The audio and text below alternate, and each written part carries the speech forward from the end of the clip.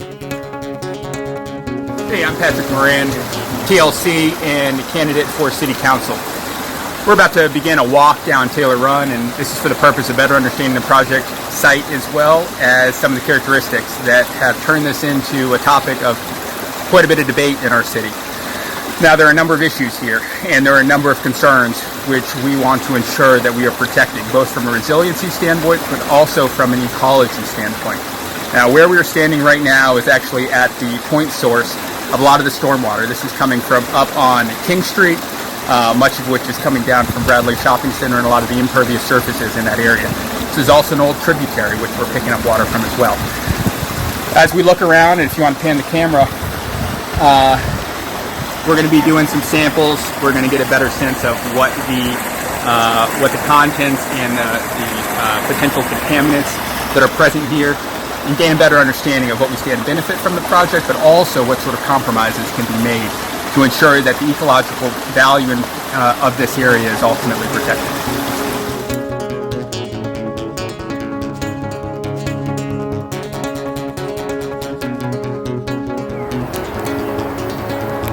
Hey there, checking in. So as we make our way along Taylor Run, there are a number of areas, wetlands, that are special and of unique ecological benefit, ecological value.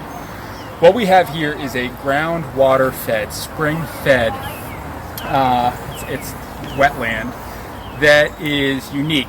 You know, oftentimes water, whether it be stormwater, whether it be groundwater, fluvial water, creek water, they're all kind of thrown into a bundle. But as you get into the ecology of it, the plants that they uniquely support, the species that they uniquely support, there are special characteristics that you have to take into account and that you have to appreciate. This is unique to Alexandria. It is special to Alexandria. It's part of what makes this area truly special, and why many of our neighbors and community members feel particularly passionate about protecting it.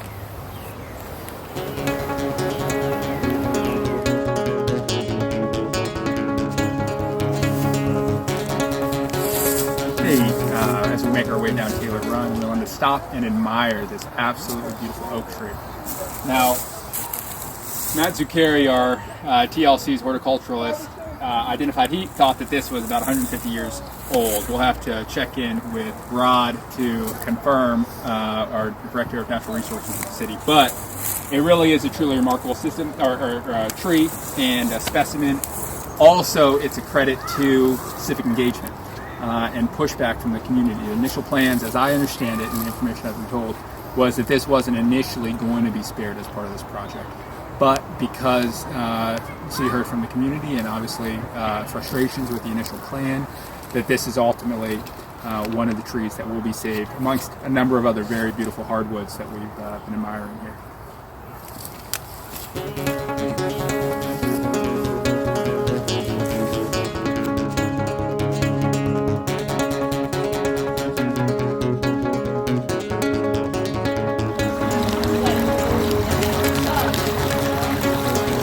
Hey, checking in. We are sitting here in the creek bed of Taylor Run. Now, as you can see from the wall of exposed soil that's behind me, we're deep. And this is an area in which quite a bit of channelization has occurred, or at least appeared to occur. Now, we've got a lot of exposed layers of soil, which is important here. It also shows where the water is really dug down. Now, on that side of the creek, there's a number of buffers, and then also what we see, which to the untrained eye may look like an eyesore, but all of this downed wood, what it's really doing is starting to slow the water. Slow the water, especially when we have those rain events where we have an enormous amount of volume that's coming down, pushing down. What these do is it stops it, slows it down, and filters it as well to ultimately improve water quality. That's here, and that's a natural method that we're looking to recreate, or at least is looking to be recreated with the plan proposed currently. That's what we're evaluating. So something in particular that we're looking at, especially as we stand on areas where previous mitigation and erosion control strategies have been implemented, huge rocks, big riprap, installed, is capacity. Now, this area of Taylor Run is deep.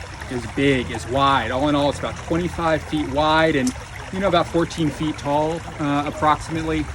Now, something that I'm particularly concerned in regards to resilience, and as chair of the Citizen Core Council, is where does this water go? Now, think about that for a second. Right now, this is capacity. It's not in a concrete basin. It's not in an underground tub.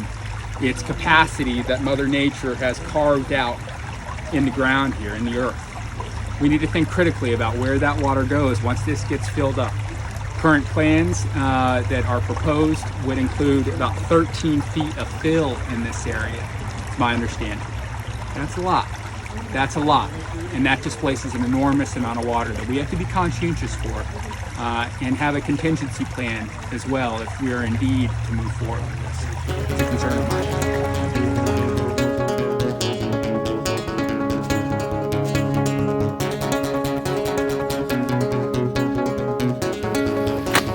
Hey, checking in. We are at the end of our walk of Taylor Run. We are at the culvert that connects the parking lot space from First Baptist Church to the auxiliary parking over on the backside of Chinkapin Park and a community garden. Now, what we have here is basically a big land bridge with culverts that pass underneath it. All the work that's to be done, and this is a very pretty view of it, all the work to be done on the stream restoration is up here, and that requires a lot of fill dirt that ultimately is planned to be installed there. Now, we've talked a bit about that, and we'll talk about it more. But it's interesting looking at Taylor Run over there.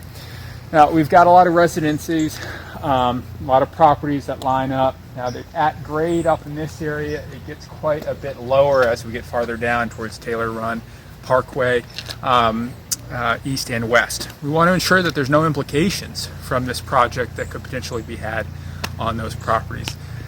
And we also want to ensure that the capacity is taken into account.